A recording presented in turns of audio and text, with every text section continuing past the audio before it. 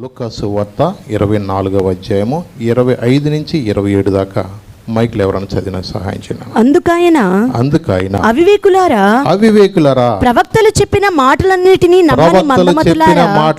నమ్మని మందమతులారా, క్రీస్తు ఇలాగు శ్రమపడి తన మహిమలో ప్రవేశించుట అగత్యము కాదా అని వారితో చెప్పి, మోషేయు సమస్త ప్రవక్తలను మొదలుకొని లేఖనములన్నిటిలో తన్ను గూర్చిన వచనముల భావం వారికి తెలిపెను.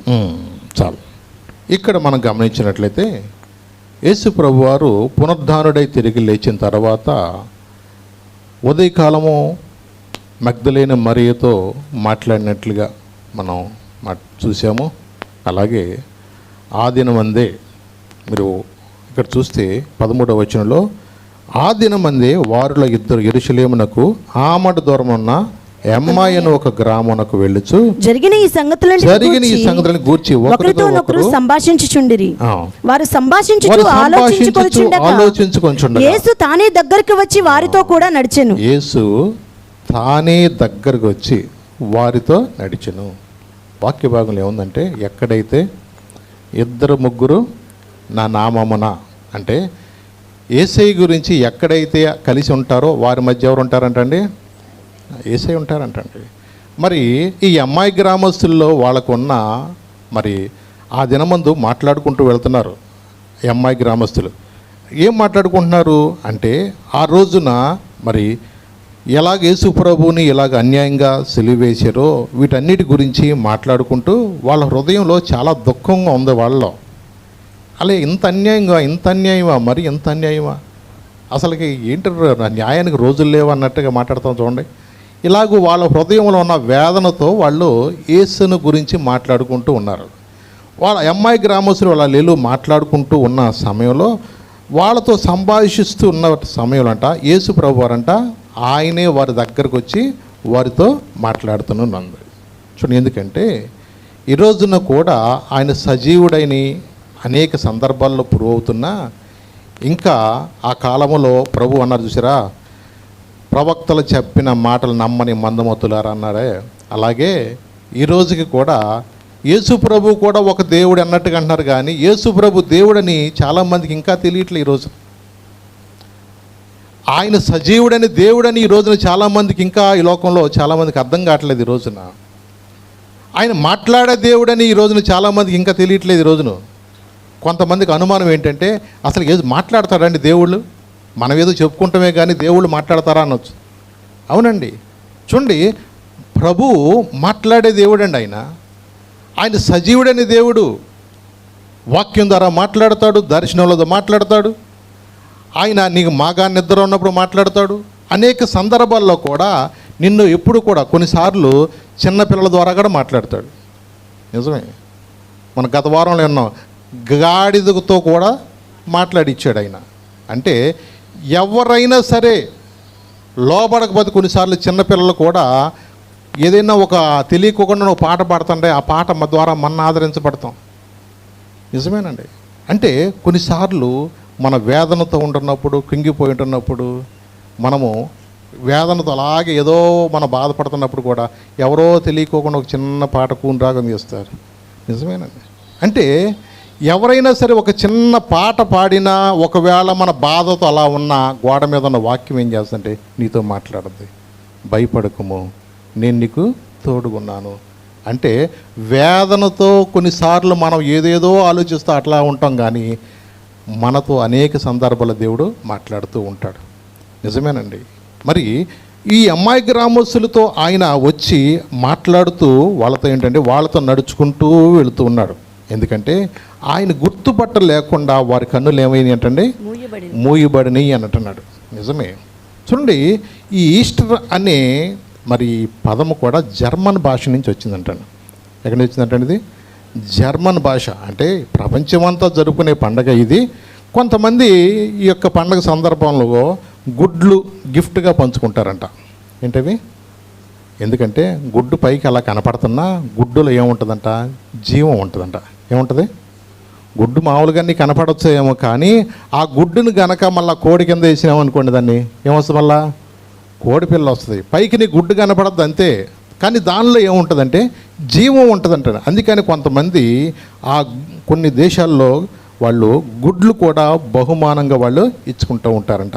అలాగే సామాన్యంగా ఈ ఈస్టర్ పండగ, పునరుద్ధాన పండగ అనేది మార్చి నెల, ఏప్రిల్ మాసంలో వస్తుంది కదా. కొన్నిసార్లు మార్చిలో వస్తుంది, కొన్నిసార్లు ఏప్రిల్లో వస్తూ ఉంటుంది. దాన్ని ఎలాగూ చెప్తారు అంటే యూదుల క్యాలెండర్ ప్రకారం నీసా నెల అనేది ఉంటుందంట. దానిలో పస్కా తర్వాత వచ్చే ఆదివారమే ఈస్టర్ పండగ. ఎప్పుడు? పస్కా పండగ తర్వాత వచ్చే ఆదివారమే. అర్థమైందా? అందుకని ప్రభువారని చూడు, పస్కా పండగ మనము భోజనం ఆచరించాలంటే అది చూసారా, ఆ రాత్రి శిష్యులందరితో కలిసి. అంటే పస్కా తర్వాత వచ్చేది ఆదివారమే ఈస్టర్ పండగ అని దాన్ని బట్టి చెప్తూ ఉంటారంట. కాబట్టి ఈ యొక్క యేసు ప్రభువారు పునరుద్ధానుడై తిరిగి లేచిన ఈ దినాన్ని, ఏ రోజు ఇది? యేసు ప్రభువారు పునరుద్ధానుడై తిరిగి లేచిన రోజు. అసలు పునరుద్ధానం అంటే ఏంటి? తిరిగి లేచుట. సరే, మరి ఒక రోజున యేసు ప్రభువారు చనిపోయిన లాజరు గారిని అన్నాడు, లాజరో బయటికి రా అన్నాడు. వచ్చాడా లేదు చెప్పండి? వచ్చాడు. సరే, లాజరు తర్వాత బతికే ఉన్నాడు, చచ్చిపోయినాడు చెప్పండి? తర్వాత కాలంలో కూడా ఏం చేస్తారు? చనిపోయాడు. అలాగే గనురాలుగా పిలువబడుతున్న ఆమె కూడా ఒకసారి కుమారుడు చనిపోతే ఎలీషా ప్రార్థన చేసి ఏమయ్యాడు? బతికాడు. మరి అతను కూడా మళ్ళా చనిపోయాడా లేదా చెప్పండి? చనిపోయాడు. అంటే కొన్నిసార్లు ఎలీషా గారు ఉన్నారు కదా, ఆ ఎలీషా గారు చచ్చిపోయిన తర్వాత ఆయన శల్యాలు పాతి పెట్టినప్పుడు ఒకటి లేచాడు. మరి ఆడలే బతికినోడు పోనీ ఏమైనా సజీవుగానే ఉన్నాడా అంటే ఏంటి? వాడు ఆడు కూడా కొంతకాలం తర్వాత ఏమయ్యాడు? చచ్చిపోయాడు. అలా యేసు ప్రభువారు వెళుతున్నప్పుడు నాయిన్ అనే గ్రామం దగ్గరికి వెళ్తున్నాడు. వెదవకరాలు కుమారుడు మోసుకుంటూ వెళ్తున్నాడు కదా. ఆ వెదరాలు కుమారుడు దగ్గరికి వెళ్ళినప్పుడు ఆ పాడి అలా ముట్టుకున్నప్పుడు వాడు ఏం చేశాడు? లేచి కూర్చున్నాడు కదా. మరి వాడు కూడా కొంతకాలం బ్రతికాడు చెప్పండి. తర్వాత అలాగే యాయిరు కుమార్తె దగ్గరికి యేసు ప్రభు ఏమన్నారు? చిన్నదానా లే అన్నాడు. లే అన్న తర్వాత లేచి కూర్చుంది. మరి లేచి కూర్చున్న తర్వాత బతికే ఉందా పోనీ చచ్చిపోయిందో చెప్ప తర్వాత అయినా.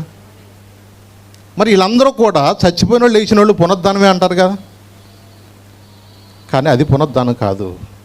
అంటే పునరుద్ధానం అంటే ఏంటంటే చనిపోయి లేచిన వ్యక్తి మరలా చనిపోకుండా ఉండటమే పునరుద్ధానము. అర్థమైందా? చనిపోయిన లేచిన వ్యక్తి అంట మళ్ళా చనిపోకుండా ఉండటమే పునరుద్ధానము. నిజమే. అంటే చూడండి, ఎందుకంటే మరి అంతకుముందున్న వాళ్ళందరూ కూడా ఒకవేళ పునరుద్ధానమై లేచిన వాళ్ళు కూడా మళ్ళా చనిపోయారు. కానీ క్రీస్తు ప్రభువారు మరణించి తిరిగి లేచిన తర్వాత ఆయన ఇంకెన్నడూ కూడా మరణించలేదు. అవునండి. అందుకనే అపోస్తలుడైన పౌలు గారు ఒక మాట చెప్పాడు. కొరింథీ పత్రికలో చూడండి, 1 కొరింథీ 15వ అధ్యాయము 20 నుంచి 23 దాకా చూద్దాం ఒకసారి. 1 కొరింథీ 15వ అధ్యాయము 20 నుంచి 23 దాకా చూద్దాం. ఇప్పుడైతే నిద్రించిన వారిలో ప్రథమ ఫలముగా క్రీస్తు మృతుల్లో నుండి లేపబడి ఉన్నాడు. మనుషుని ద్వారా మరణము వచ్చును గనుక మనుషుని ద్వారానే మృతుల పునరుద్ధానమును కలిగెను. ఆదామునందు అందరూ ఎలాగో మృతి పొందుచున్నారో అలాగుననే క్రీస్తునందు అందరూ బ్రతికింపబడుదురు. ప్రతి వాడును తన తన వరుసలోనే బ్రతికింపబడును. ప్రథమ ఫలము క్రీస్తు. ఎవరంటే ప్రథమ ఫలం ఎవరంటండి? అంటే యేసు ప్రభు తర్వాత చూసారా, అంటే ప్రథమ ఫలముగా యేసు ప్రభు వారు ఉన్నారు చూసారా. ఆయన మనకు ప్రథమ ఫలం. ఎందుకు అంటే ఆయన చనిపోయి తిరిగి లేచింది. ఎందుకంటే మరణాన్ని జయించాడు. దేన్ని జయించాడు అంటే ఏ మరణం అనుకున్నారు? మొదట మరణం అందరికి వస్తుంది, రెండవ మరణాన్ని నుంచి విడిపించాడు. అందుకని నేనే మార్గము, నేనే సత్యము, నేనే జీవము. అంటే యేసు ప్రభు ద్వారా ఎవరైతే రక్షణ పొంది బాప్తిజం తీసుకుని ప్రభు వల్ల పాల్గొంటారో వాళ్ళు రెండవ మరణం అనేది వాళ్ళ లేదు. వాళ్ళకి రెండవ మరణం అనేది, మొదట మరణం అనేది అందరికీ ఉంటుంది. కానీ యేసు ప్రభు వారు ప్రథమ ఫలంగా మనకేం చేశారంటే, అందుకని ఓ మరణమా నీ ముల్లెక్కడా, ఓ మరణమా నీ విజయం ఎక్కడా అని అంటూ ఉంటాడు. అంటే చూడండి, ఈ లోకంలో మరణించిన వారు ఎక్కడికి వెళతారు అంటే యోహాను సువార్తలో మీరు ఒక్క మాట మీకు చూపిస్తాను. 5వ అధ్యాయము 28, 29 చూడండి ఒకసారి. యోహాను సువార్త 5వ అధ్యాయము 28 నుంచి 29 దాకా చూద్దాం ఒకసారి. దీనికి ఆశ్చర్యపడకుడి, దీనికి ఆశ్చర్యపడద్దు. ఒక కాలము వచ్చుచున్నది, ఒక కాలం వచ్చుచున్నది, ఆ కాలమున సమాధుల్లో నున్న వారందరూ ఆయన శబ్దము విని, ఆయన కడబోర శబ్దము విని మేలు చేసిన వారు జీవ పునరుద్ధానమునకును, కీడు చేసిన వారు తీర్పు పునరుద్ధానమునకును బయటకు వచ్చెదరు. అంటే చాలు. అంటే యేసు ప్రభు మళ్ళా తిరిగి రానై ఉన్నాడు కదా. ఆ తర్వాత జరిగేది ఏంటి? కడబోర శబ్దంతో ఆయన వచ్చినప్పుడు మొదట మృతులు లెగుస్తారు కదా. ఈ మొదట మృతులు లెగిచే వారిలో ఎవరు ఎక్కడుంటారనేది కూడా మనకి క్లారిఫికేషన్ వచ్చేసింది. అంటే ఇక్కడ ఏమంటున్నాడు? మేలు చేసిన వారంట జీవ పునరుద్ధానమునకునకు, కీడు చేసిన వారికి తీర్పులోకి వెళతారు. చనిపోయిన వాళ్ళు లెగుస్తారు. ఎక్కడికి వెళ్ళాలా అనేది అది ఎప్పుడు తెలుసుదా? నువ్వు రక్షణ పొందిన వ్యక్తివైతే జీవంలో ప్రవేశిస్తావు, నువ్వు రక్షణ పొందిన వ్యక్తివైతే తీర్పులోకి నువ్వు నిలబడతావు. నిజమే. ఎందుకంటే ఆ యొక్క రక్షణ అనేది ఈ భూమి మీద మనకున్నప్పుడు ఆ పునరుద్ధాన శక్తిని నువ్వు సంపాదించుకుని నీ హృదయాన్ని సరి చేసుకుని నువ్వు రక్షణ పొందితేనే నీకు జీవ పునరుద్ధానంలో ప్రవేశం ఉంటుంది. చనిపోయిన తర్వాత నీ ఆత్మకు శాంతి కొరకు ఇంక ఎన్ని భోజనాలు పెట్టినా, సమాధి దగ్గర తీసుకెళ్ళి టీలు పెట్టినా, బిస్కెట్లు పెట్టినా, ఇంకేమన్నా బిర్యానీ ఇష్టమని నీకు బిర్యానీ సమాధి రాయి మీద పెట్టినా నీ ఆత్మకు శాంతి అనేది దొరకదు. నిజమే. ఎందుకంటే చనిపోయిన తర్వాత ఎవరు ఇంకేమీ చేయలేము. మనిషి బ్రతికుండంగానే, నా మాట అర్థమవుతుందా? మనిషి బ్రతికుండంగానే ఊపిరున్నంత లోపే యేసు ప్రభువుని సొంత రక్షకుడుగా అంగీకరించాలి. యేసు ప్రభువుతో నాకు పని లేదు అంటూ నీ ఇష్టానుసారంగా నీ జీవితం జీవిస్తే నీ టైం వచ్చినప్పుడు నువ్వు వెళ్ళిపోతావు. కానీ ఆ పునరుద్ధాన దినమున నువ్వు లేచినప్పుడు తీర్పులోకి వెళ్ళవలసి వస్తుంది. నిజమే.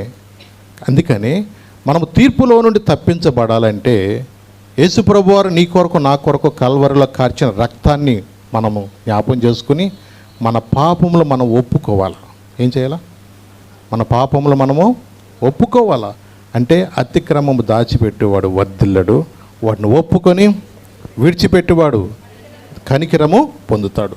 కాబట్టి మనము దేవుడు మనల్ని ప్రేమించి మన కొరకు పునరుద్ధానుడై తిరిగి లేచిన ప్రభు, మరి ఆయన తిరిగి లేవటం వల్ల మనకు జరిగే మేలేంటి? ఈ రోజున చాలామంది కూడా నాకేంటంట అంటారు కదా. అంటే మేము ప్రార్థనకు వస్తే మాకేం కలిసి వస్తుందా? మేము ఈ చర్చికి వెళ్తే మాకేమన్నా స్కూల్లో ఫీజులు తగ్గిస్తారా? అట్లా కొన్నిసార్లు చాలామంది కూడా నాకు ప్రార్థనకు వస్తే మా అప్పులు పోతాయా, ప్రార్థనకు వస్తే నాకు రోగాలు పోతాయా అంటే, నమ్ముట నీ వల్ల అయితే చెప్పండి, నమ్మువానికి సమస్తము సాధ్యము.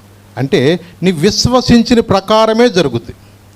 నా జీవితంలో నేను ఆశీర్వాదం పొందుతాను అని నువ్వు విశ్వసిస్తే నువ్వు ఆశీర్వాదం పొందుకుంటావు. నా జీవితంలో అక్కడన్నా అలాగే ఉంది, ఇక్కడన్నా అలాగే ఉంది లే అనుకుంటే నువ్వు అలాగే ఉంటావు. ఎప్పుడు కూడా మనం ఆధారపడవలసింది నీ మీద, నీ యొక్క అధికారం మీద, నీ బలము మీద కాదు. కానీ వాక్యంలో యెషయా ఏం చెప్పంటే, యవన మనసు అయితే నీ మీద ఆనుకుంటుందో వానిని నేను పూర్ణ శాంతి గలవానిగా నేను చేస్తాను. అంటే మన మనసు ఎవరి మీద అనుకోవాలా?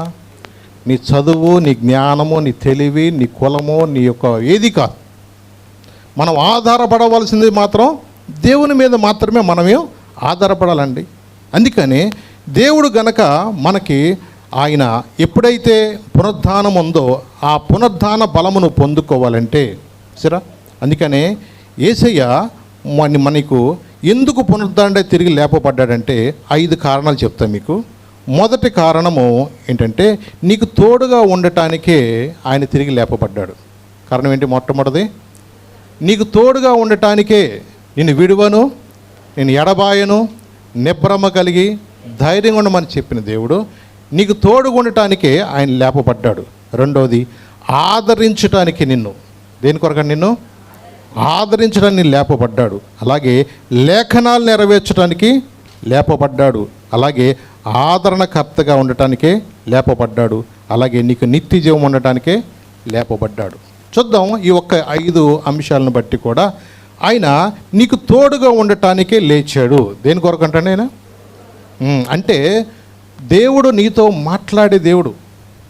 కొన్నిసార్లు వాళ్ళ వేదన చూశాడు. వాళ్ళిద్దరూ మాట్లాడుకుంటూ అమ్మాయి గ్రామంలో వాళ్ళు అలాగ చాలా వేదనతో ఉన్నారు. వాళ్ళు యేసు ప్రభుకి ఇలా జరిగింది ఏంటి, ఇలా జరిగింది ఏంటి అని వాళ్ళ బాధతో వాళ్ళు వెళ్తున్నప్పుడు వాళ్ళతో మాట్లాడుతూ వెళ్తున్నాడు ఆయన. ఇందాక చూద్దాం ఒకసారి లూకా సువార్త 24వ అధ్యాయంలోనే మళ్ళీ ఒక్కసారి చూద్దాం 13-14 వచ్చిన మళ్ళీ చదువునాను. ఇదిగో ఆ దినమందే వారిలో ఇద్దరు యెరూషలేమునకు ఆమడ దూరమున ఉన్న ఎమ్మాయను ఒక గ్రామమునకు వెళ్ళుచు జరిగిన ఈ సంగతులన్నిటిని గూర్చి ఒకరితోనొకరు సంభాషించుచుండిరి.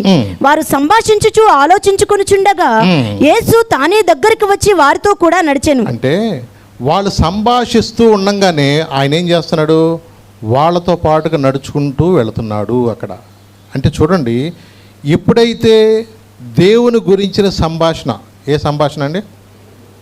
ఎందుకంటే మన సంభాషణ ఎప్పుడు కూడా చాలా జాగ్రత్తగా ఉండాలి. కీర్తనగాడు ఎందుకు చెప్పాడు, దుష్టుల ఆలోచన చొప్పున నడవద్దు, పాపుల మార్గంలో నువ్వు నిలవద్దు. అపహాసుకులు అంటే కొంచెం పిచ్చి పిచ్చి జోకులు వేసుకుంటూ మాట్లాడుతున్నా. అపహాసుకులు కూర్చుండే చోట ఎక్కడ ఉండాలంటే నువ్వు, అది యెహోవా ధర్మశాస్త్రమునందు ఆనందించుచు దివారాత్రులు దాన్ని ధ్యానించి వాడు ఎలా ఉంటాడంట, వాడి ధన్యుడు. అతను ఎలా ఉంటాడంటే ఆకు వాడక తన కాలమందు ఫలమిచ్చే చెట్టు వలె ఉంటాడు. అంటే దేవుని బిడ్డలతో నువ్వు కలిసి వాక్యాన్ని ధ్యానించే వారితో ఉంటూ ప్రార్థనా పరులతో నువ్వు ఉంటే నిన్ను ఎలా ఉంటాడంటే నీ కాలంలో నువ్వు ఫలమిచ్చే చెట్టు వలె ఉంటావు. నిజమేనండి. అనేక మందికి మనం ఫలించేవారుగా ఉంటాం. ఇంకో యోహాను సువార్త 15వ అధ్యాయంలో ఏం చెప్పాడు అంటే, నా యందు మీరు నిలిచి ఉండండి, మీ యందును కూడా నేను నిలిచి ఉంటాను. తీగే ద్రాక్షవల్లి నిలిచుంటేనే కానీ అది ఎలాగో ఫలింపదో. అంటే ఏంటంటే నీవు ఆయనలో నిలిచి ఉన్నప్పుడే నువ్వు ఫలిస్తావు. అర్థమైందా? వారానికి ఒకసారి నీళ్ళు పోతే మొక్క బతుకుద్దా చెప్పండి? మొక్కలకు నీళ్ళు పోసేటప్పుడు మనం ఆదివారానికి పోనీ ఏదో ఒక వారం పెట్టుకున్నాం అనుకోండి, ఈ వారమే నీ మొక్కలు నీళ్ళు పోతానంటే అది బతుకుంటుంది. అది ఈ ఎండలకు దెబ్బని సచ్చూరుకుంటుంది. అట్లాగే నీ యొక్క ఆత్మకు కూడా చెప్పండి ఆహారం అనేది అవసరం. మనలో కూడా ఎవడన్నా వారానికి ఒకసారి తింటే మనం ఎట్టుంటాం చెప్పండి? రెండవ వారానికి వచ్చేటప్పుడు కర్ర వేసుకుని పోటీ వేసుకుని రావాలి. ఎందుకు? ఒక వారాన్ని అన్నం మానేసావనుకో నీకు ఓపిక ఉండదు, నీ శక్తి అంతా ఇంటి తగ్గిపోతూ ఉంటుంది. అలాగే నీ ఆత్మకు ఆహారము కూడా అంతే అవసరము. నీ శరీరానికి ఆహారం ఎంత అవసరమో నీ ఆత్మకు కూడా అంతే అవసరం. అందుకని దానియేలు దినమునకు ఏం చేసేవాడండి? ముమ్మారు ప్రార్థన చేసేవాడు. అతనికి దేవుడు ఉన్నతమైన స్థితిలో పెట్టడానికి కారణం ఏంటో తెలుసా? దేవుని సన్నిధిలో ఎక్కువగా ఉదయము, మధ్యాహ్నం, సాయంత్రం కూడా దేవునితో గడిపే అలవాటు నేర్చుకున్నాడు. అవునండి. దేవునితో ఉన్న అనుబంధం అతను ఏం చేసిందంటే దేశం యొక్క ఉన్నత స్థితిలో అతన్ని ఉంచింది. దేశం యొక్క ఉన్నత స్థలములో ఒక ఫలించే వ్యక్తిగా ఉన్నాడు. ప్రజలకు అర్థం కావట్లేదు, ఏంటి జ్ఞానం ఎక్కడిది, తెలివి ఎక్కడిది, అసలుకి దేవునితో ఆయనకున్న అనుబంధాన్ని బట్టి ఎవడో ఎప్పుడు చెప్పలేని విషయాలు కూడా, మర్మాలు రాజుగారు మర్చిపోయిన కళ భావాన్ని కూడా చెప్తూ ఉంటుంటే ప్రజలకు ఎలా ఉంది తెలుసా? అసూయ, ఈర్ష్య. నిజమేనండి. దేవునితో నీకున్న అనుబంధాన్ని బట్టి, నీకున్న సహవాసాన్ని బట్టి నువ్వు పైవాడుగా ఉంటావు కానీ కిందవాడుగా ఉందో. అవునండి. ఆ పునరుద్ధాన శక్తిని నువ్వు కలిగి ఉంటే నీకు అర్థమవుతుంది, నిజమే నా కొరకే, నాతో ఉండటానికే ప్రభువు లేపబడ్డాడు, నన్ను ఆశ్రయించడానికి లేపబడ్డాడు. నీకు అర్థమైపోతూ ఉంటుంది. అవునండి. ఈ రోజున దేవుని యొక్క బిడ్డలుగా మనం ఆయన యొక్క చిత్తానుసారంగా మనం ఎప్పుడైతే వాక్యానుసారంగా ముందుకు వెళతామో దేవుడు నిన్ను వీడివాడు, నిన్ను ఎడబాయుడు. అపోస్తుల కార్యములు చూద్దాం ఒక్కసారి 16వ అధ్యాయంలో. నిజంగా దేవుడు వారికి ఎలాంటి పరిస్థితుల్లో తోడుకున్నాడు. 25, 26 వచనం చదువునా. అపోస్తుల కార్యములు 16వ అధ్యాయము 25, 26 వచనం. అయితే మధ్యరాత్రి వేళ పౌలును శీలయు దేవునికి ప్రార్థించుచు కీర్తనలు పాడుచూ నుండిరి, ఖైదీలు వినుచుండిరి. అప్పుడు అకస్మాత్తుగా మహాభూకంపము కలిగెను, చెరసాల పునాదులు అదరెను, వెంటనే తలుపులన్నీ తెరచుకొనెను, అందరి బంధకములు ఊడెను. చాలు తల్లి. చూడండి, ఇక్కడ మనం గమనించినట్లయితే పౌలు శీల అనే వ్యక్తులు ఇద్దరు కూడా చెరసాల్లో వేయబడ్డారు. వాళ్ళు ఏం నేరం చేసి వేయబడలేదు, కానీ అక్కడ వాళ్ళు ఆ యొక్క ప్రాంతంలో పూతోననే దయ్యమును వెళ్ళగొట్టిన తర్వాత వాళ్ళకి లాభం పోయిందని చెప్పేసి వాళ్ళు అసూయ చేత వాళ్ళని ఏం చేశారంటే గ్రామ చావిళ్ళలోకి తీసుకొచ్చి న్యాయాధిపతుల దగ్గర తీసుకొచ్చి వాళ్ళు అంటున్నారు, రోమీలమైన మనం అంగీకరించడానికి చేయటం కూడా ఆచారాలు ప్రచురించు మన పట్టణాన్ని గలిబిలి చేస్తున్నారని చెప్పేసి నేరం మోపి వాళ్ళని ఏం చేశారంటే వస్త్రాలు తీసివేసి వారి బెత్తాలతో కొట్టాలని ఆజ్ఞాపించి చాలా దెబ్బలు కొట్టేసిన తర్వాత వాళ్ళని చెరసాలలో భద్రంగా కనిపెట్టాలని చెరసాల నాయకుడికి అప్పగిస్తే ఈ చెరసాల నాయకుడు అట్టి ఆజ్ఞను పొందిన తర్వాత వారి కాళ్ళకు బొండ వేసి చెరసాల్లో వాళ్ళని అలాగే బంధించేసి ఉంచాడు. మరి అలాంటి సమయంలో సామాన్యంగా మనలాంటి వాళ్ళం అయిపోతే కుంగిపోతాం. నేనేం తప్పు చేశానయ్యా, నీ పరిచర్యలోనే కదా నేను వెళుతున్నాను, నీ సేవలో నేను ఉంటున్నప్పుడు నన్ను బాధ పెడుతున్నారు ఏంటని చెప్పేసి సామాన్యంగా మానవ రీత్యా మనమైతే ఏం చేస్తామో కృంగిపోతాం. చూడండి, దేవుడు వారిని ఎన్నుకున్నాడు, వాళ్ళని పిలుచుకున్నాడు. మరి వాళ్ళని అనేక ప్రాంతాల్లో వాళ్ళు ఎక్కడికి వెళితే అక్కడ పౌలుతో దేవుడు ఎన్నో అద్భుతాలు ఆశ్చర్యకారాలు జరిగించాడు. కొన్ని సందర్భాల్లో ఆయన నడికట్లు ముట్టుకున్న, చేతి రుమాలు తగిన అనేక మంది స్వస్థత పొందటం, అలాంటి గొప్ప పరిచర్య చేస్తున్నప్పుడు ప్రభు వాళ్ళతో ఉన్నాడు. అంత మాత్రమే కాదు, పౌలు అనేక సందర్భాల్లో ఎక్కడికి వెళుతున్నా నువ్వు వెళ్ళవయ్యా, నేను నీతో ఉన్నాను, నువ్వు భయపడక, నువ్వు మాట్లాడని ప్రభు ఎన్నోసార్లు ఆయన బలపరిచారు. నిజమే, ఎందుకంటే కొన్ని పరిస్థితులు వచ్చినప్పుడు మనం కృంగిపోకూడదు. ఏదైనా ఒక సమస్య వచ్చినప్పుడు మనం కృంగిపోకూడదు. ఎందుకంటే నిన్ను బలపరచడానికి కొన్నిసార్లు దేవుడు ఒక శ్రమ పంపించినప్పుడు ఆ శ్రమలో కూడా నువ్వేం చేయాలంటే ధైర్యంగా ఉండాలి.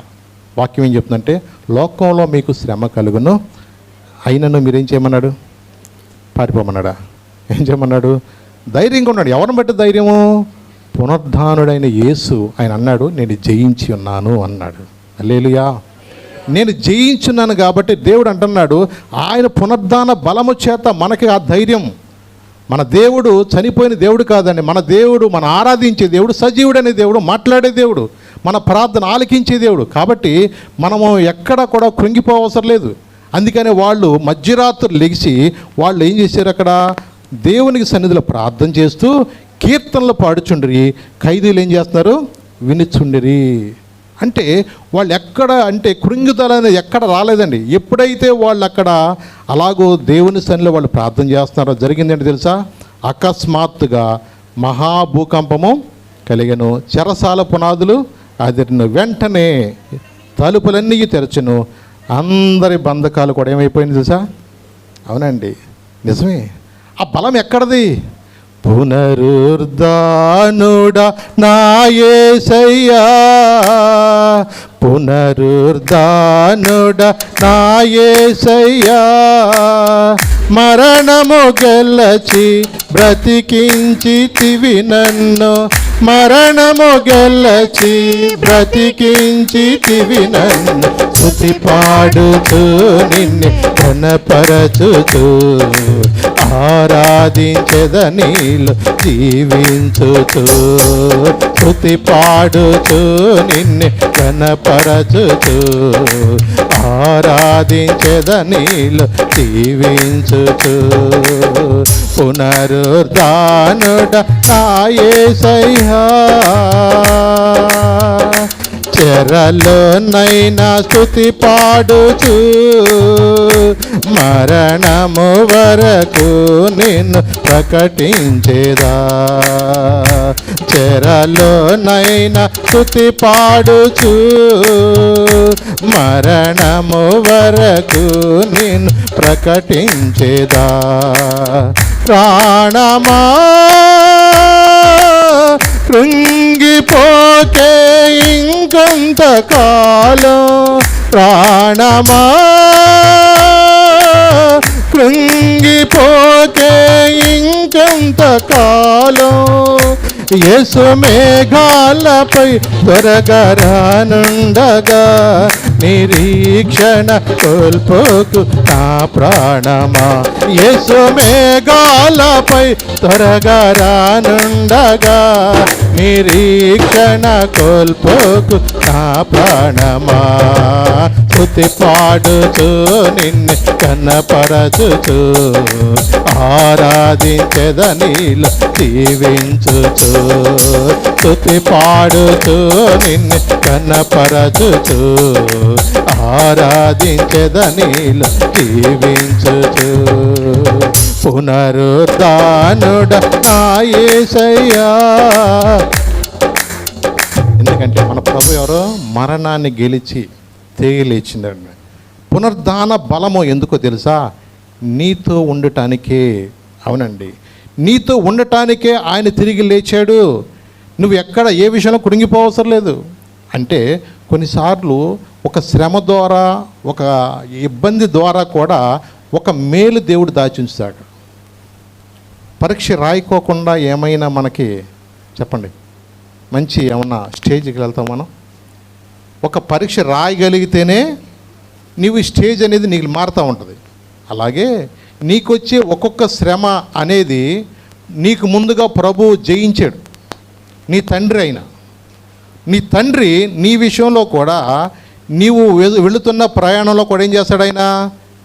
అన్నీ మన ముందుగా ఆయన వెళ్ళిన మార్గమే. మనకు ముందుగా ఆయనకు అన్నీ తెలుసు.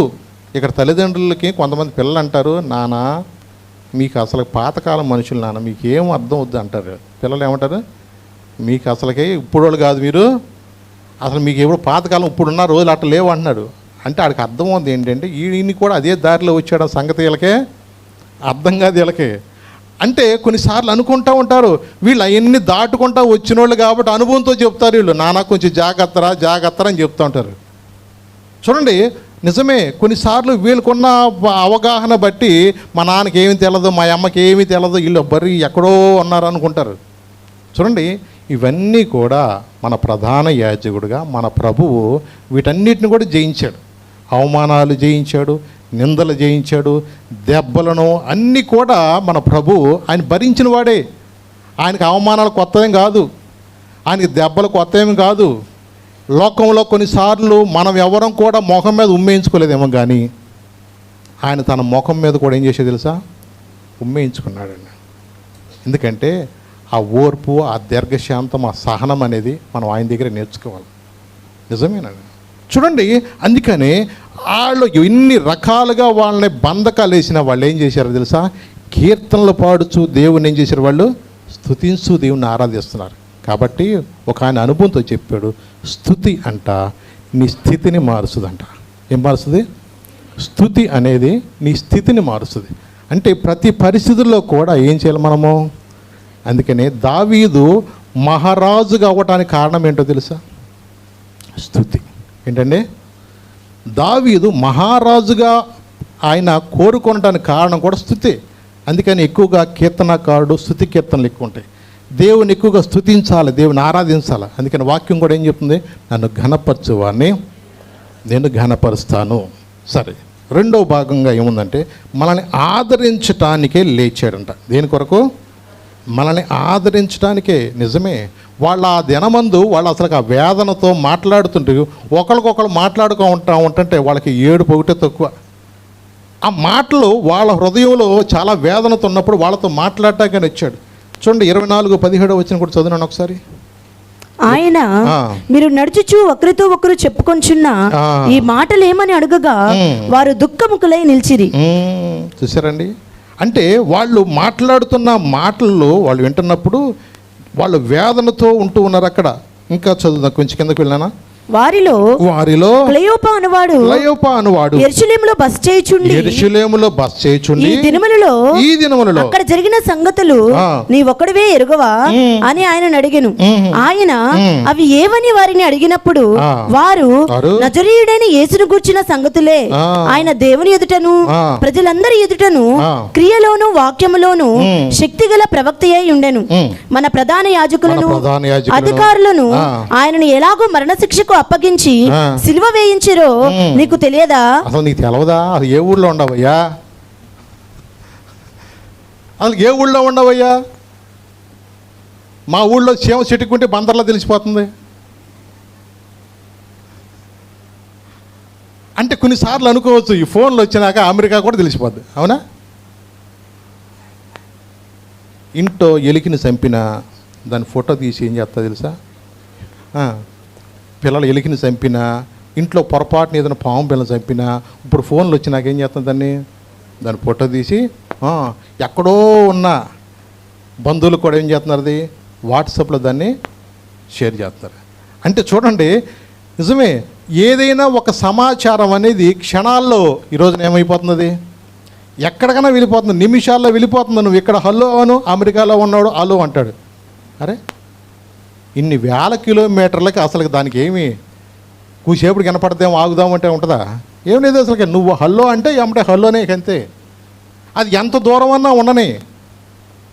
నిజమే. చూడండి, వాళ్ళు మాట్లాడుకుంటున్న మాటల్లో వాళ్ళ యొక్క వేదన అక్కడ గమనిస్తే, వారు ఎప్పుడైతే దుఃఖముఖులై ఉన్నారో వారిలో క్లైప అన్నవాడు అంటున్నాడు, యెరూషలేములో బస చేయుచుండి, అంటే యెరూషలేములో ఇన్నేంటి చూసినట్టు. అంటే చూడండి, ఆయన ఎలాగుండంటే సేమ్ ఆళ్ళ ప్రాంతంలో ఉండే మనుషులు కట్టుంటుంది చూసారా. ఇప్పుడు వేరే డ్రెస్ చేశారనుకోండి, జనాలు ఏమనుకుంటారు, నువ్వు వేరే ఊరోడు అన్నట్టుగా పడతారు కదా. అదే డ్రెస్సులో అదే వాళ్ళలాగానే వెళ్తున్నారు అనుకోండి, అదే డ్రెస్ వేసుకోండి, వాళ్ళకి ఎలా ఉంటుంది, మా ఊరోడేగా అన్నట్టుగా ఉంటుంది. అంటే వాళ్ళ కళ్ళకి ఆయన ఎలాగుండంటే మరుగుపరుచుకుని వాళ్ళలో ఉన్న బాధ, వాళ్ళలో ఉన్న వేదన కొంచెం మాట్లాడితే, ఏదైనా కొంచెం బాధపడుతున్నారు అనుకోండి, వాళ్ళ దగ్గరికి వెళ్ళి కొంచెం అమ్మ ధైర్యంగా ఉంటారా అని ఎవరన్నా మాట్లాడుతున్నారు అనుకోండి, వాళ్ళకి ఎలా ఉంటుంది, కొంచెం ఆదరణగా ఉంటుంది. అవునా? మళ్ళీ పుల్ల మీద ఇంకోటి కారం వేసినట్టుగా ఉంటే ఎట్లా చెప్పండి అది. అంటే కొన్నిసార్లు మన మాటలు ఎలా ఉండాలంటే ఆదరణ ఎలా ఉండాలా. అందుకని నేను పేరేంటండి, ఆదరణకర్త అండి ఆయన. వీళ్ళు దుఃఖముఖులై ఉన్నప్పుడు వాళ్ళతో మాట్లాడడానికి వచ్చాడు. నిజమే, ఎవరైతే వేదనతో ఉన్నారో, ఉదయకాలం కూడా ఒక మాట మనం మాట్లాడుకున్నాం, యోహాను సువార్తలో చూడన్న మాట 20వ అధ్యాయం 15వ వచనంలో, అక్కడ మరియతో ఆయన అంటున్నాడు, అమ్మా ఎందుకు ఏడ్చుచున్నావు అంటున్నాడు. చూడండి, అమ్మా యేసు అమ్మా ఎందుకు ఏడ్చుచున్నావు, ఎవరిని వెతుకుచున్నావు అని ఆమెను అడగగా, ఆమె ఆయన తోటమాలి అనుకొని, అయ్యా నీవు ఆయనను మోసుకుని పోయిన యెడల ఆయనను ఎక్కడ ఉంచితివో నాతో చెప్పుము. చూసారండి, అంటే ఆమె వేదన, ఆమె కన్నీటిని ఆయన దాటిపోలేదండి. ఆయన దేవదూతలు ఏమన్నారు, అయ్యా లేచాడు ఆయన ఇక్కడ లేడు, ఇప్పుడు ఎక్కడికి వెళ్ళాడు ఆయన చెప్పండి. మీకు ముందుగా తాను చెప్పినట్లుగానే గలిలీకి ఆయన వెళుతున్నాడు అన్నారు. గలిలీకి వెళ్తున్న ఆయన ఆత్మస్వరూపిగా ఉన్నాడు కాబట్టి ఈమె తపనంతా చూశాడు అక్కడ, ఈమె వేదనంతా చూస్తున్నాడు అక్కడ. ఏం అటు ఎదుగుతుంది ఇటు ఎదుగుతుంది, ఆ తోటంతా ఎదిగేస్తుంది, ఈయన అక్కడ బుట్టల దాసి చేరమన్నట్టుగా చూసారా. అంటే మొత్తం ఏదో కొన్ని జంతువులు ఎత్తుతూ చూడు, దాని పిల్ల కనపడపోతే అటు ఇటు ఎదికేస్తా చూసారట. అసలుకి ఈ స్త్రీ ఏం చేసిందంటే, యేసయ్య ఎవరన్నా మోసుకెళ్ళారేమో, ఎక్కడన్నా దాచేసారేమో, ఏమన్నా పెట్టేసారేమో అని ఆ కొండ గొట్టలు మొత్తం తిరిగేసేస్తుంటే ఆయన అసలు తట్టుకోలేకపోయాడు. నిజంగా ఏంటి ఈమెలో ఉన్న ఆ ప్రేమ ఏంటి, అంత కృతజ్ఞత ఏంటని చెప్పేసి ఆయన తట్టుకోలేక అక్కడ కూడా ఏదో కొంచెం తోటమాలిలాగా ఆయన ఆగబడుతూ ఆయన అన్నాడు, అమ్మా ఏమన్నాడు, ఎందుకు ఏడ్చుతున్నావమ్మా, ఎవరిని వెతుకుతున్నావమ్మా అని. చూసారా. అంటే ఎప్పుడైతే ఆ మాటలో మాట్లాడుతుంది, ఆమె అనుకుంటుంది, ఆ తోటమాలే అనుకుని, అయ్యా ఒకవేళ ఆయన ఎక్కడికైనా తీసుకెళ్ళని చెప్పాను, నేను మోసుకు వెళతానయ్యా అంట. ఆయన అంటున్నాడు అప్పుడు మరియా అన్నాడు. ఏమన్నాడు ఆయన, మరియా అనగానే ఏమైంది, వెంటనే గుర్తుపట్టి, ఎందుకంటే నా గొర్రెలు నా స్వరం వెంటయే. నిజమేనండి, ప్రభుతో ఆ కాలంలో వాళ్ళిద్దరూ మాట్లాడుకున్న సంభాషణ మరియా అని పిలవంగానే ఈ పిలుపు నా ప్రభు పిలిపే. అర్థమైందా, ఈ పిలుపు నా ప్రభు ఇది. వెంటనే ఉంది ప్రభుని అంటూ వెళ్ళిపోబోయింది. లేదమ్మా, నా తండ్రి ఎదుగు నేను వెళ్ళలేదు, నన్ను ముట్టుకోవద్దమ్మా. చూడండి, నిజంగా ఎవరైతే వేదనతో ఉన్నారో, ఎవరైతే కృంగిపోయి ఉన్నారో, ఇక వాళ్ళ జీవితంలో చాలామంది నిస్సహాయస్థితులైపోయి, వాళ్ళు చాలామందికి తెలియంది ఏంటంటే, ఈ రోగం ఇక పోదో, నా పిల్లలకి ఇంతే, ఇట్టాగే ఈ డబ్బులకి మా ఆయన డబ్బులు ఇవ్వడం అనవసరం. తల్లిగా కూడా హైదరాబాద్లో జీడి మెట్టలు అనుకుంటా, 2 పిల్లల కొబ్బరి బండాలు నరికే కత్తితో నరికేసి 6వ అంతస్తుని దూకి చచ్చిపోయింది తల్లి. ఈ యొక్క ఆదరణకర్త గురించి తెలియని వాళ్ళు ఎంతమంది ఇలా చనిపోతున్నారో తెలుసా? ఈ ప్రభువు నన్ను ఇలా ఆదరిస్తాడా, నాతో ఇలా మాట్లాడతాడా, నాకు సహాయం చేస్తాడని తెలియని ప్రజలు ఎంతమంది ఉన్నారు తెలుసా? నిజమేనండి. అనేక మందికి ఇంకా తెలియక యేసు ప్రభు కూడా ఏదో అమెరికా దేవుడనో లేదంటే వేరే వాళ్ళ దేవుడు అనుకుంటూ చాలామంది ఈ రోజుకి తెలియని వాళ్ళు చాలామంది ఉన్నారండి. ఆ ప్రభువుని గురించి సత్యము తెలియని వారికి కూడా చాలామందికి ఆయన కనబరుచుకుంటానికి ఇష్టపడుతున్నాడు. ఎలాగో తెలుసా? నీ ద్వారానే నీ క్రియల మూలంగా, నీ మాటల ద్వారా నిన్ను బలపరిచి నీ ద్వారా అనేక మందికి సర్వసత్యులు నడిపించబడాలని దేవుడు నీ వాక్యాన్ని అందించాడు. ఈ వాక్యము తెలియని వాళ్ళు ఎంతమంది ఉన్నారు తెలుసా? ఈ ఆదరణకర్త గురించి తెలియని వాళ్ళు ఎంతమంది ఉన్నారు తెలుసా? అనేక మంది నశించిపోతుండగా వానికి ప్రేమ సందేశం ఇవ్వాలనే నిన్ను నన్ను దేవుడు ప్రేమించి నీకు వాక్యం ద్వారా ఆయన మాట్లాడుతూ నిన్ను ఆదరిస్తున్నాడు. నిజమే. అనేక మంది ఈ రోజున దేవుని ప్రేమను తెలియక చనిపోతున్న ప్రజలకు సువార్త ప్రకటించడానికి దేవుడు మనల్ని నిలబెట్టుకున్నాడండి. ఇంకొక మాట ఏంటో తెలుసా? లేఖనాలు నెరవేర్చుటకు లేచాడు. దేని కొరకు ఆయన లేచిందంట? లేఖనాలను నెరవేర్చడానికి లేచాడు. అందుకనే వాళ్ళతో ఈ మాట మాట్లాడుతాడు. ఇందరూ మనం చదువుకున్నాం చూసారా? 25వ వచనంలో ఏముంది అక్కడ? అందుకు ఆయన అవివేకులారా, ప్రవక్తలు చెప్పిన మాటలన్నిటిని నమ్మని మందమతులారా, క్రీస్తు ఇలాగూ శ్రమపడి తన మహిమలో ప్రవేశించుట అగత్యము కాదా అని వారితో చెప్పి, మోషేయు సమస్త ప్రవక్తలను మొదలుకొని లేఖనములన్నిటిలో తన్ను గూర్చిన వచనముల భావం వారికి తెలిపెను. చూసారా? అంటే లేఖనాల గురించి వాళ్ళు కూర్చోబెట్టి వాళ్ళకి మొత్తం వివరంగా చెప్తున్నాడు. ప్రవక్తలు చెప్పారు కదా, ప్రవక్తలు చెప్పిన మాటలు ఇంకా మీకు తెలియట్లేదా? నిజమేనండి. యోబు గారు ప్రవచనం చెప్పాడు ఆయన. అలాగే దావీదు దాని గురించి ప్రవచనం చెప్పాడు. యెషయా దాని గురించి మనకు వివరించాడు. అలాగే హోషియా దాని గురించి చెప్పాడు. జకర్యా యేసుప్రభు గురించి చెప్పాడు. ఇవన్నీ కూడా అనేక మంది ప్రవక్తల ద్వారా ముందుగానే యేసుప్రభు గురించి చెప్పబడింది. ఆయన ఎలా పుడతాడో, ఎలా మరణిస్తాడో, ఎలా తిరిగి లేస్తాడో ముందుగానే అనేక వందల సంవత్సరాల పూర్వమే ప్రవక్తల ద్వారా చెప్పబడిన మాటలు నెరవేర్పు అనేది జరుగుతుంది. కానీ వీళ్ళలో చాలా వేదనతో వాళ్ళు కుంగిపోతూ వాళ్ళు ఒకరికొకరు అలాగూ వేదనతో వాళ్ళు వెళ్ళిపోతున్నప్పుడు వాళ్ళన్నీ చెప్పుకుంటున్నారు. ప్రభు లేచాడంట, ఉదయకాలం మరీ కనపడ్డాడంట, ఆమె చూసిందంట, ఆమె రబ్బుని అని వెళ్ళి పట్టుకోపోతే అమ్మ నన్ను పట్టుకోవద్దామని చెప్పాంట. మా పేతురు అన్న దగ్గరికి వెళ్తే ఉరుక నీకు పిచ్చబట్టింది. ఎందుకంటే యూదులకు ఒక ఆచారం ఉంటుందంట, ఆడవాళ్ళు చెప్పిన మాటలు నమ్మరంట. అసలు యూదుల్లో ఒక అలవాటు ఏంటంటే, అందుకనే మగవాళ్ళే సాక్ష్యాలు పెట్టారు. కానీ ఎక్కడన్నా మీరు ఆడవాళ్ళ సాక్ష్యాలు పెట్టినట్టు కన్నారా? ఆడవాళ్ళ సాక్ష్యం యూదుల్లో చెల్లదంట. అందుకని ఆడవాళ్ళు చెప్పిన మాటలు నమ్మరు అసలు వాళ్ళు. నిజమే, వాళ్ళ మాటలు నమ్మరంట. అందుకనే వాళ్ళు అసలుకి వెర్రివారిలాగా అసలుకి నీకు ఏమైంది అసలు కన్నా అంటే వాళ్ళకి ఎలా ఉందంటే వీళ్ళ మాటలు నమ్మనట్టుగా ఉన్నారు వాళ్ళు. వాళ్ళు అనుకుంటున్నారు మా పేతురు అన్నయ్య చూశాడంట, ఏదో పాత గుట్టలు ఉన్నాయంట, కానీ అక్కడ ప్రభు కనపడలేదంట. మరి ఏమో చూసిందంట. అసలుకి ఏంటో ఈ కలవరంలో పొద్దున్నే వాళ్ళకి ఏంటి పొద్దున్న పూట కదా ఇదంతా.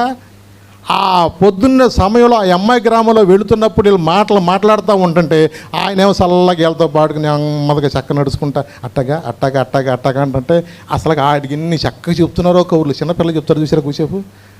అట్లాగూ వీళ్ళకి పాపం వరదలున్న బాధ అంతా చెప్పుకుంటారు. నిజమే, మనసులో బాధ కూడా కొన్నిసార్లు ఎవరికైనా చెప్పుకుంటే పోద్ది అంటారు చూసారా. అట్లాగే వాళ్ళ ఉన్న బాధ అంతా కూడా ఎవరితో చెప్పుకుంటున్నారు? ప్రభుతో చెప్తా ఉంటుంటే అట్టగా అంటూ ఉంటుంటే వీళ్ళు మొత్తానికి వరసపెట్టి చెప్తారే ఉన్నారు. ఆయన ఏంటో ఒక బలి అంటా ఉన్నారు. ఆయన అదంతా ఏంటో తెలుసా? నిజంగా వీళ్ళ హృదయంలో ఎంత తపన ఉందా, ఎంత బాధ ఉందా, నా గురించి ఎంత ఆలోచిస్తున్నారా? ఏమండి, ఆ ఇద్దరి గురించి అంత బాధపడతాను, నీ గురించి నా గురించి ఆయన వినడా? ఆయన తెలీదా? ఆయనకు అన్నీ తెలుసు. నిజమే, ఎందుకంటే ఈ కూసేపే మనం ఏసయ్య అంటాం, కాసేపు ఉన్న తర్వాత ఇంకో దీపంలోకి వెళ్ళిపోతారు. అందుకని జనాలు మనుషులు ఏంటంటే ఆ ఆరాధనలో ఉన్నప్పుడే ఆరాధన అంటే ఊగిపోతూ ఉంటారు. ఇంటికి వెళ్ళాక ఇంకో ఆరాధన జరుగుతూ ఉంటుంది. అందుకని మనుషుల యొక్క స్వభావాలు కాసేపు కూడా నిలకడ ఉండట్లే వాళ్ళ. నిజమే, నీ హృదయమును చూసే దేవుడు ఆయన. అందుకనే అవి అంటాడు ఆయన, ఇరిమే అంటాడు, నీ హృదయాలు పరిశీలించే దేవుడు అన్నాడు. ఏం పరీక్షిస్తాడంటే నీ హృదయం. ఎందుకంటే హృదయం అంటే మోసకరమైందంట, అదేంటిది, అది ఘోరమైన వ్యాధికి వెళ్దంటండి. అవునండి, అందుకని ఆయన ప్రకటన గ్రంథంలో కూడా ఉదయకాలం చెప్పాను, నేను మొదటి వాడును కడపటి వాడును, నేను మరణించదని కానీ తిరిగి లేచాను. అంటే నేను యుగములు కూడా ఏమన్నాడైనా సజీవుడు అన్నాడు. ఏమన్నాడైనా యుగములు కూడా సజీవుడు. అంటే నిన్ను ఆదరించడానికి నిన్ను లేపబడ్డాడు. ఇంకొక భాగం కూడా చూపిస్తాను నిన్ను. ఇంకొక మాట ఏంటంటే ఆదరణకర్తగా ఉండటానికి. 4వ మాట ఏంటి, లేఖనాలు నెరవేర్చడానికి, అలాగే ఆదరణకర్తగా ఉండటానికి. 3వది ఏంటంటే చూద్దాం, పరలోకములో నువ్వు ఉండటానికి. అంటే నిత్య జీవం ఇవ్వబడ్డాడు, లేపబడ్డాడు. దేని కొరకు ఆయన లేపబడ్డా అంటే నీకు నిత్య జీవం ఇవ్వాలని ఆశ. ఎందుకంటే ప్రభు ద్వారా తప్ప వేరే షార్ట్కట్ లేదు. ఉందా? నేనే మార్గము, నేనే సత్యము, ఆయన ద్వారా తప్ప వేరే షార్ట్కట్ అనేది లేదు. లోకంలో తెలియక ఏ పక్క నుంచి వెళ్ళినా రోమ్ వెళ్ళొచ్చు అన్నట్టుగా అనుకుంటా జనాలు. వాళ్ళ పరలోకానికి వేరే మార్గం లేదు. ఆ మార్గము కేవలం యేసు ప్రభు మాత్రమే. అర్థమైందా? కానీ మనుషులకు అర్థం కాక నేనేదో అన్నదానం చేస్తే నాకు పుణ్యం వస్తుంది అనుకోను, నేను ఎక్కడో మునిగి స్నానం చేస్తేనే పుణ్య స్నానం చేస్తే వస్తుంది అనుకుంటారు. అంటే మనుషులు రకరకాలుగా కల్పించుకుని ఏదో ఒక విధంగా, ఇప్పుడు అమెరికా వెళ్తాకి డాంకీ రూట్ అను ఇంకా రకరకాల రూట్లు ఉన్నాయంట, అట్లాగూ రకరకాలుగా కొంతమంది వెళ్ళడానికి రకరకాలుగా ఎలా ప్రయత్నం చేస్తున్నారో పరలోకానికి కూడా వెళ్ళటానికి అలా ప్రయత్నం చేద్దాం అనుకుంటారు కొంతమంది. వేరే దారి లేదు. అర్థమవుతుందా? నిజమే. ఎందుకంటే ఆయన ఒక్కడ మాత్రమే మరణాన్ని జయించి మరణపు ముళ్ళుని విరిచిన దేవుడు. ఎవరైనా? అవునండి.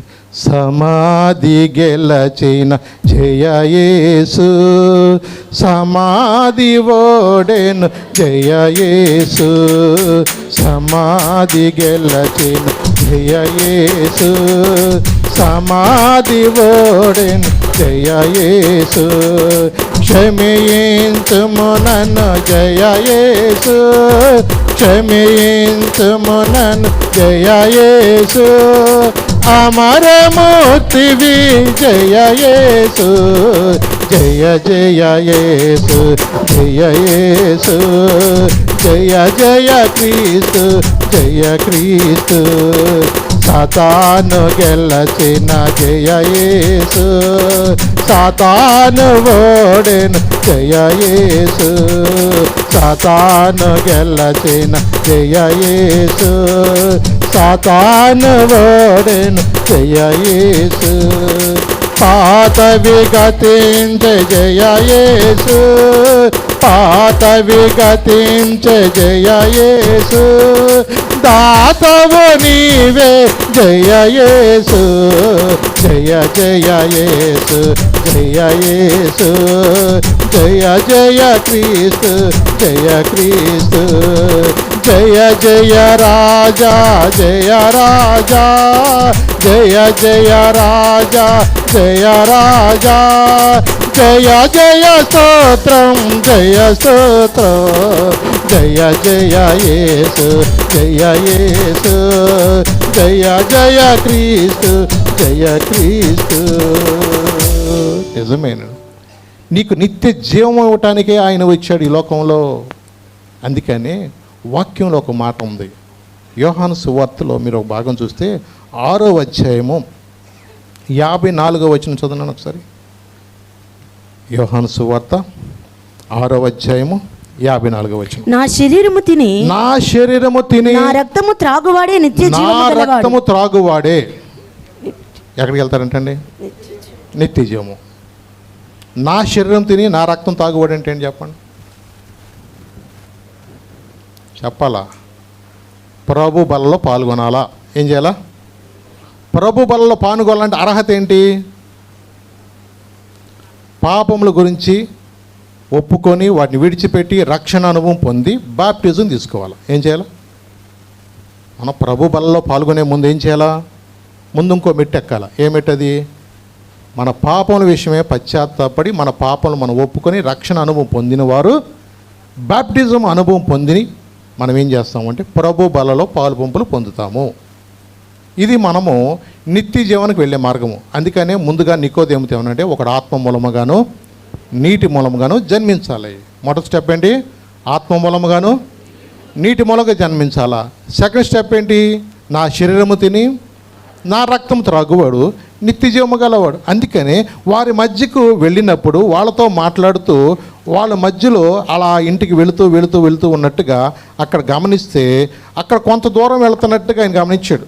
28వ వచనం కూడా చూద్దాం, చూడండి. ఇంతలో తాము వెళ్ళుచున్న గ్రామం దగ్గరికి వచ్చినప్పుడు ఆయన ఇంకా కొంత దూరం వెళ్ళినట్లు అగపడగా వారు సాయంకాలము కావచ్చినది, ప్రొద్దుగ్రుంకినది, మాతో కూడా ఉండుమని చెప్పి ఆయనను బలవంతము చేసిరి గనుక ఆయన వారితో కూడా ఉండుటకు లోపలికి వెళ్ళెను. ఆయన వారితో కూడా భోజనం కూర్చున్నప్పుడు ఒక రొట్టెను పట్టుకుని స్తోత్రము చేసి దాన్ని విరిచి వారికి పంచిపెట్టగా వారి కన్నులు తెరవబడి ఆయనను గుర్తుపట్టిరి. వారి కన్నులప్పుడు తెరవబడినాయి. అప్పుడు వాళ్ళు గుర్తుపట్టాడు. ప్రభు సుమి, ఒక్కొక్కళ్ళకి ప్రభు సుమి అంట. అంటే చూడండి, అప్పటి వరకు వాళ్ళు ఏమనుకున్నారు? ఏదో మా ఊరైనా మాతో పాటుగా పిచ్చేపాటి మాట్లాడుకుంటా. ఎవరైనా సరే కొంచెం భయపడుతున్నప్పుడు ఒకరికొకరు తోడు ఉన్నారంటే పిల్లలు కూడా ఏముంటారంటే, ఎవరైనా ముందు వెళ్తారంటే ఆడవాళ్ళు కూడా ఏముంటుంది, కొంచెం మా ఊరు ఆడు ఉన్నాళ్ళే చీకట్లో నడిచి వచ్చేటప్పుడు కూడా ధైర్యం ఉంటుంది. అర్థమవుతుందా? అలాగే మాట్లాడుకున్న సమయంలో యేసుప్రభు వాళ్ళతో కూడా అలాగూ వాళ్ళు గుర్తుపట్టలేనట్టుగా వాళ్ళతో మాట్లాడుతూ వాళ్ళ కొన్నిసార్లు అడుగుతూ మధ్యలో వచ్చినాక కొంచెం క్లాస్ చేశాడు. ప్రవక్తలు చెప్పిన మాటలు నమ్మని మందుమతలారా అంటూ కొంచెం అని మళ్ళా వీళ్ళతో మాట్లాడుతూ ఆయన ఏం చేశాడు? నేనేదో ఇంకో చాలా దూరం వెళ్తున్నానట్టుగా, వీళ్ళు మా ఇల్లు వచ్చేసిందే మేము ఉంటాము అన్నట్టు అంటుంటే ఈయనేమంటున్నాడు? సర్లే నేను వెళ్తాననే అన్నాడు. మరి వీళ్ళకేంటి పెచ్చకొక్కలు ఉంటాయి మా ఊళ్ళో, మామూలు కాదు అసలు నువ్వు ఈ రాత్రి వెళ్తాం మంచిది కాదు, అసలుకే ఆ మామూలు సామాన్యులు కాదు, నువ్వేదో పాప అమాయకుల్లాగా ఉన్నావు, ఆ నోట్ ఏళ్ళు ఎడితే కొరకనెట్టుకున్నావు నువ్వు. అయ్యా దయచేసి ఏం చేయమన్నారు? మాతో పాటు రాయి అని చెప్పి ఎంత మర్యాదగా చక్కగా తీసుకెళ్ళి, అమ్మ మార్తమ్మ వాళ్ళ చుట్టాలు వచ్చారమ్మ మన ఇంటికి గబగబాగా కానీ అమ్మ రొట్టెలు అంటే ఈ మార్తమ్మ గారు ఏం చేసి చక్కగా పాపం ఎంత అలిసిపోయి వచ్చారు.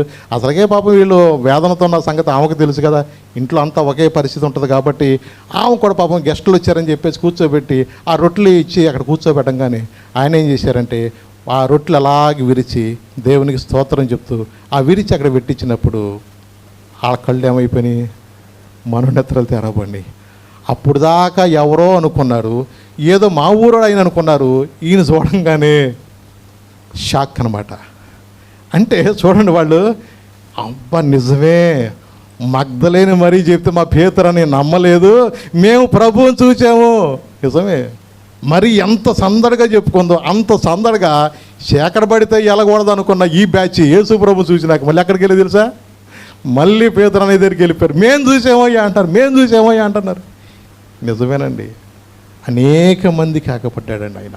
ఎందుకంటే ఈ రోజున ఎన్ని ఆధారాలు ఉన్నా చాలామంది ఇంకా నమ్మని మందమతుల్లాగా ఇంకా యేసు ప్రభు కూడా ఒక దేవుళ్ళలాగా మేము భావిస్తామన్న వాళ్ళ ప్రజలు చాలామంది ఈరోజు ఉంటున్నారు. నమ్మలేకపోవట కారణం ఏంటో తెలుసా?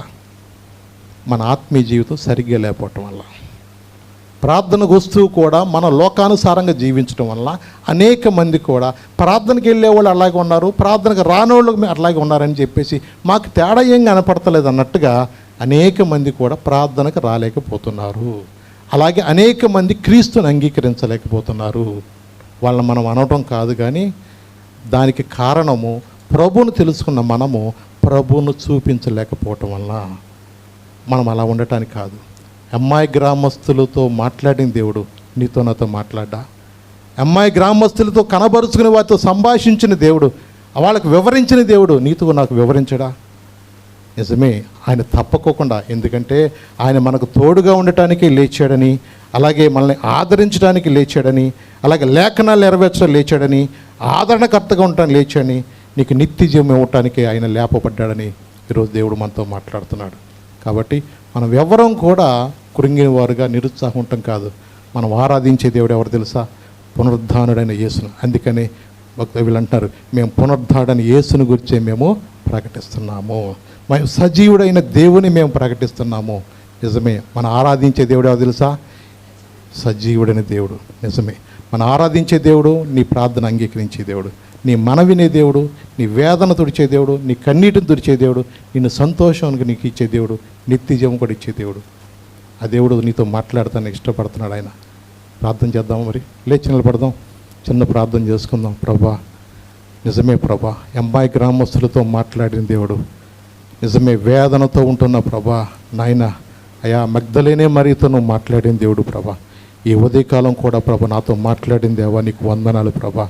నా జీవితంలో ఎక్కడా కూడా ప్రభా అయా ఇంకనూ కృంగుదల కానీ, నిరీక్షణ లేని వ్యక్తిగా కానీ ప్రభా అయా వేదనతో నేను ఉండడానికి కాదు ప్రభా.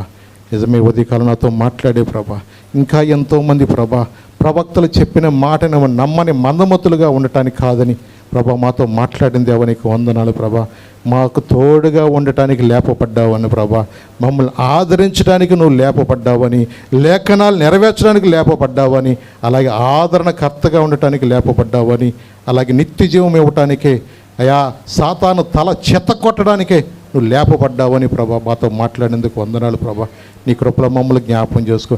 నీ పునరుద్ధాన బలముతో ప్రభా నమ్మకమైనగా ప్రభా నిన్ను ఆరాధించిన గణపరిచే జీవితం మాకు దయచే. ఇంకా నేను ఎరుగుని ప్రజలు ఎంతోమంది ఉన్నారు అయ్యా, ఈ సత్యము తెలియని ప్రజలు ఎంతోమంది ఉన్నారు ప్రభా. అయ్యా నాయనా నిన్ను గణపరుచు, నిన్ను ఆరాధిస్తూ ముందుకు సాగే జీవితం మాకు దయచే. నీ కృపలో మమ్మల్ని జ్ఞాపకం చేసుకో ప్రభా. ఈ వాక్యం మాలో ముద్ర వేయమని నా జడని యేసు నామమున నడుచున్నాను తండ్రి. ఆమేన్, ఆమేన్.